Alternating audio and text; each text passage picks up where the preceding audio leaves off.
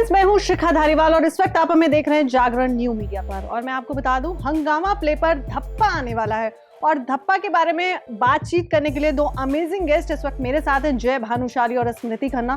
तो चलिए उन्हीं से जानते हैं कि क्या कुछ होने वाला है धप्पा में। गाइज, वेलकम ऑन दैनिक जागरण।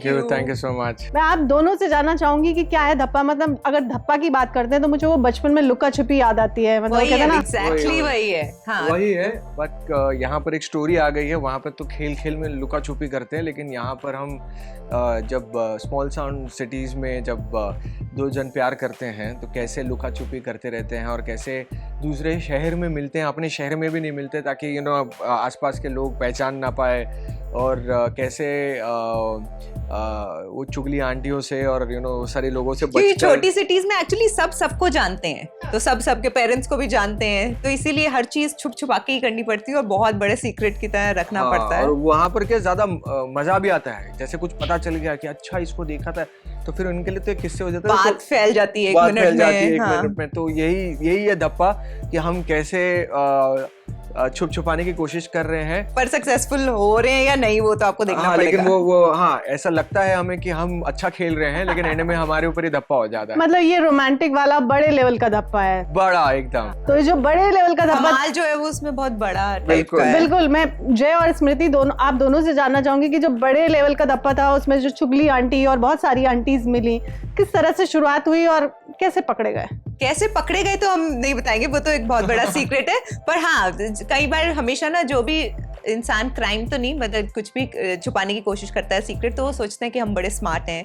और हम कभी नहीं पकड़े जाएंगे, पर ऐसा होता नहीं है। और वैसे ही हुआ। ये भी एक छोटे शहर की स्टोरी है और इसमें ये एक कपल है जो छुप छुपा के प्यार करते हैं, जो भी करते हैं सब कुछ, लेकिन कैसे उनका ये किस्सा बाहर आ जाता है, कैसे फैमिली के सामने खुलासा हो जाता है या वो कैसे पकड़े जाते हैं, इसी बारे में स्टोरी है। और वैसे भी छोटे शहरों में तो छोटी बात भी बहुत बड़ी लगती है कि अफेयर है तो बहुत बड़ी बात है एंड ऑल ऑफ दैट, तो वही उसी बारे में स्टोरी है। तो मतलब कितनी मेहनत करनी पड़ी थी आपको ये सब अफेयर छुपाने के लिए? काफी मेहनत है। एक सिटी से दूसरे सिटी पहुंच जाओ, पर्सनल एक्सपीरियंस भी लेके ऐड किया है। हाँ, जब इसकी स्क्रिप्ट आपके पास आई थी तो मतलब स्टोरी तो बहुत ही इंटरेस्टिंग है, उस वक्त सबसे अट्रैक्टिव पिन पॉइंट क्या लगा था? एक तो लाइट हार्टेड है, मतलब वो एक क्या कहते हैं, यहाँ पे लोग आएंगे तो एक मुस्कुराहट लेके वापस जाएंगे, तो मेरे लिए वो एक चीज़ था कि it is little unique from what right now OTT is offering.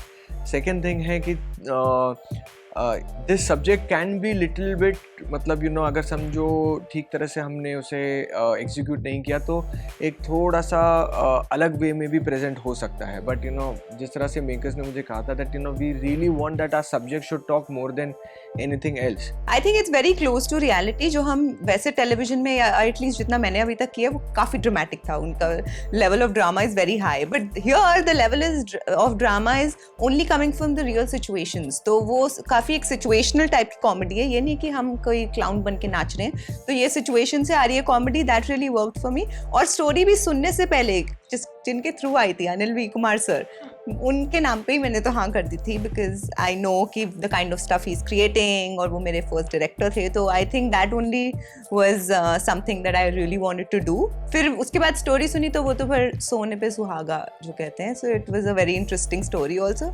वैसे आप नोएडा से हैं, यूपी से हैं, तो वहाँ से तो कहानी बहुत कनेक्ट कर पाई होंगी। मैं एक्चुअली दिल्ली से ही हूँ, पर हाँ मेरे पेरेंट्स फिर नोएडा में शिफ्ट हो गए थे, तो वहाँ पे इतना यूपी वाला नहीं है, पर हाँ दिल्ली भी it's not really a small city, लेकिन हाँ छुपन छुपाई तो चलती ही थी हमेशा से। जब आप कॉलेज में होते हो, स्कूल में होते हो, तब थोड़ा ना ये सब चीज़ें अलाउड होती हैं, तो पेरेंट्स से छुपाने वाला काम तो होता ही है शुरू से, या जो भी आप अपने फ्रेंड्स को भी नहीं बताते कभी कभी शुरू में, तो इसीलिए ये काफ़ी relatable I would call it. हाँ, बट छोटे शहरों में थोड़ा सा डिफरेंट तरीके में होती है कि भाई पूरे ही मोहल्ले से ही छुपाना है, कहीं जा भी नहीं सकते, बाहर मिलना भी छुप के है।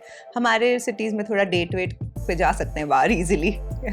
सोसाइटी बहुत जजमेंटल होती है, जैसे आपकी स्टोरी भी कहती है, और अगर नॉर्मली भी देखने जाएं अपने आसपास, तो इन रियल लाइफ में आप कितना मतलब इस चीज़ से कनेक्ट करते हैं कि सोसाइटी बहुत जजमेंटल होती है, और लाइफ में कई बार आपको भी इस दौर से गुजरना पड़ा?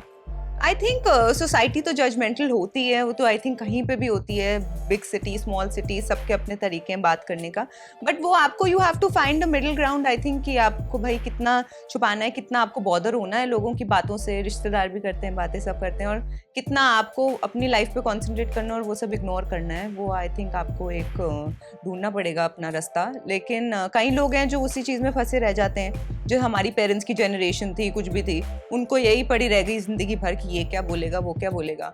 हम लोगों की जनरेशन आई थिंक अब थोड़ी चेंज हो चुकी है कि बाहर में गया ना वो क्या बोलेगा, अपना तो देखो, तो खुद की प्रॉब्लम्स इतनी होती हैं तो वो ही सॉल्व कर लो आप। जे कितना बॉदर करते हैं?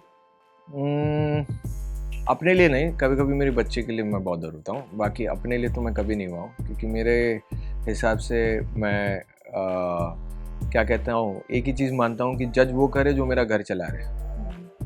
जिस दिन आप घर चलाओगे मैं आपकी सारी चीज़ें, आपकी जजमेंट सारी मैं सुनूंगा, लेकिन तब तक मुझे सुनने की कोई ज़रूरत ही नहीं है। चलिए एक लास्ट क्वेश्चन, मतलब इतना लंबा टाइम आप शूटिंग के सेट पर बिताते हैं, फिर फैमिली भी मैनेज करनी होती है, पर्सनल लाइफ में भी बहुत सारी चीज़ें आपको मैनेज करनी होती है, फिटनेस पे भी ध्यान देना होता है, ऐसे में मेंटल हेल्थ को कैसे बैलेंस करते हैं?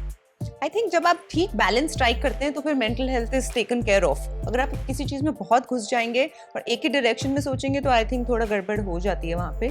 तो आपको ऑफ कोर्स हर किसी को, नॉट जस्ट एक्टर्स या शूटिंग करने की बात नहीं है, कोई भी प्रोफेशन में आपको वो बैलेंस स्ट्राइक करना पड़ता है। आई नो प्रोफेशनल जो कॉर्पोरेट्स में है वो भी रात को 11-12 बजे घर आते हैं कई बार, तो I think striking a balance is the most important. भाई मैं तो चाहता हूँ कि मैं 30 के 30 दिन बिजी रहूँ। आई थिंक उससे बड़ा आशीर्वाद, उससे बड़ा ब्लेसिंग आई थिंक ऊपर वाले से हो ही नहीं सकती। और अब जी रहे हैं, मैं जी रहा हूँ इसके लिए, मेरा ये ड्रीम था, और अगर मुझे वो फुलफ़िल करना है और मुझे इतना काम मिल रहा है तो मैं क्यों नहीं करूँ। मतलब मैंने बहुत एक्टर्स को देखे हैं जो बहुत ऐसे, कभी आई एम श्योर जब रोल होता है तो सब ऐसे रहते हैं कि thank you so much, thank you, लेकिन अंदर ही अंदर वो इरिटेट होता है। लेकिन मैं हमेशा उनको कहता हूँ हम आए हैं जीने के लिए यार, यही तो चाहते थे। जब पहली बार कोई आया था मेरे पास फ़ोटो खींचने के लिए, first time I am your fan, हम कितने खुश हुए थे यार इसने फ़ोटो खींचा है। और ज़िंदगी मैं जो मानता हूँ सबके अंदर एक छोटा सा ईगो रहता ही है, वो फ़ोटो खींचने के लिए ना वो हिचकिचाहट कर करके वो आता है, और जब वो आप उसको एक बार मना कर देते ना तो वो ज़िंदगी भर याद रखता है। तो मैं हमेशा कहता हूँ कि शुक्र मान कि आज हैं, जिस दिन नहीं होंगे ना तब तू स्ट्रेस लेना ज़्यादा। आप बिल्कुल स्ट्रेस मत लीजिए, ऑडियंस पे ऐसे ही धप्पा मारते रहिए और हमें ऐसे ही एंटरटेन करते रहिए। थैंक यू सो मच हमसे बातचीत करने के लिए। Thank you.